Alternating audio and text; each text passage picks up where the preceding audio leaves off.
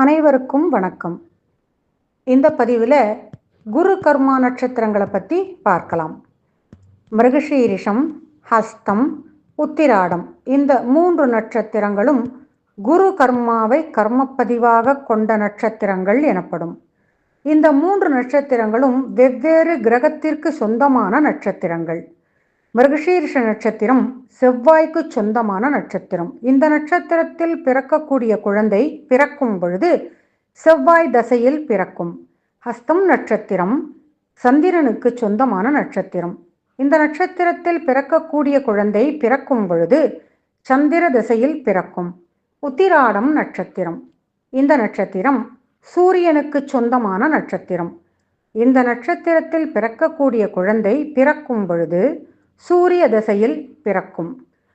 அத்தோடு இந்த 3 நட்சத்திரங்களும் வெவ்வேறு கிரகத்திற்கு சொந்தமானதாக இருந்தாலும் இந்த 3 நட்சத்திரங்களும் ஒரே மரபணு தொடர்பை கொண்ட நட்சத்திரங்கள் எனப்படும்.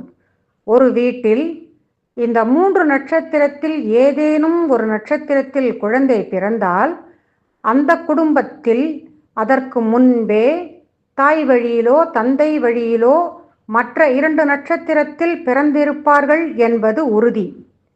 இந்த 3 நட்சத்திரத்தை ராசி நட்சத்திரமாகவோ அல்லது லக்ன புள்ளி நின்ற நட்சத்திரமாகவோ அல்லது லக்ன அதிபதி நின்ற நட்சத்திரமாகவோ இருந்தால் அவர்கள் குரு கர்மாவை கர்மப்பதிவாக கொண்டு பிறந்தவர்கள் என்பது பொருள்.